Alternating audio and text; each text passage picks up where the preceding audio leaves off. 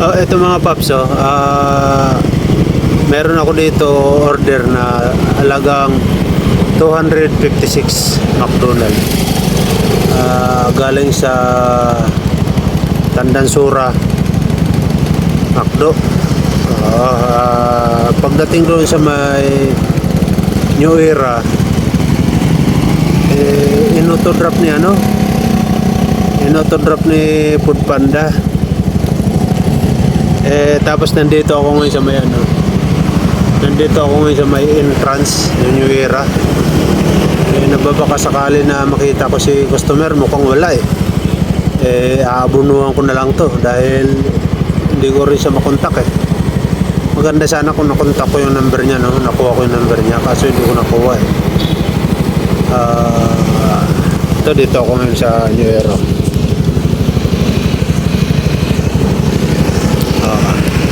Dito ako sa entrance, nababaka sakali na makita ko yung customer, baka lumabas kasi sabi niya palabas na raw siya pero inoto-drop ni Foodpanda, baka inoto-drop ni customer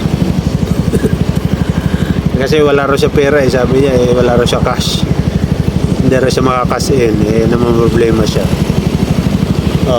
Pwede na may Gcash, di ba? Siguro nag-report siya kay Foodpanda, ayun, drenap ni Foodpanda, kaya yung order nandito, tapos yung tawag dito, yung bayad wala, mukhang mag-aabono ako 256.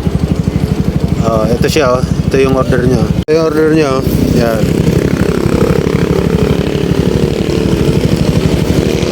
Yan yung order niya. Dito ako sa entrance sana ng New Era Hihintay ko siya, baka sakali dumating mukhang wala babae raw yun kaibigan niya. Mukhang naisa na ako ni Panda. Nag-auto para makabili ako ng Foodpanda niya. Wala dito, kaya alis na lang ako. Automatic, abunuhan ko na lang to pag ganito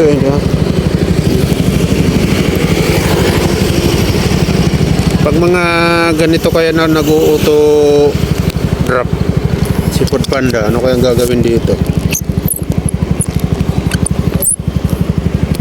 Report ko kaya lang na-drop na Siyempre, ako na magbabayad niyan, diba? Ang pangit nito kapag malalaking halaga yung mag-auto drop siya samantala naghihintay ka pa sa customer, diba? Yan yung pinakapangit sa kay Foodpanda. Kasi automatic mag-aabono okay sana kung bayad na, paano kung hindi pa bayad, diba? Yung kinita mo mapupunta lang kay Foodpanda. Di pag ganyan na pag ganyan na pag ganito na pag ganito na na-auto drop tapos malaking halaga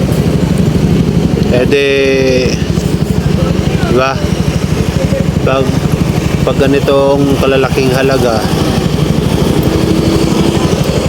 hindi na lang siguro i-remit kasi wala ka pa pang abuno diba? Ito lang. Sige, abunuhan na lang natin. Wala yung customer wala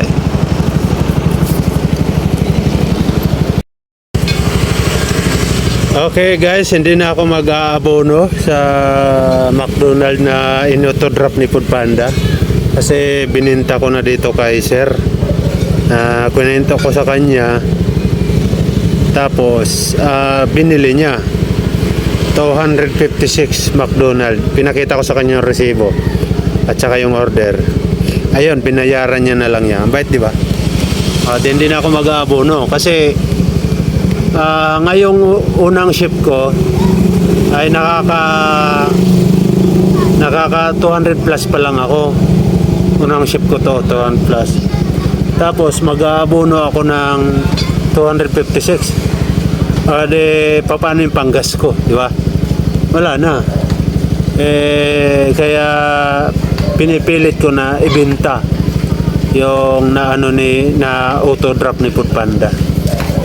Na auto drop niya kasi hindi ko alam kung bakit auto drop nila. Hinahanap ko pa naman yung customer eh.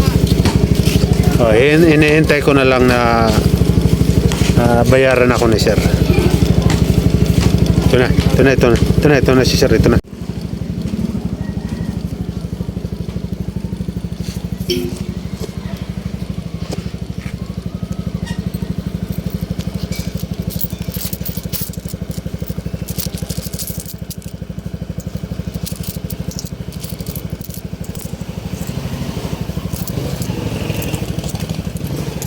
Thank you sir thank you. Hindi na ako mag-abono.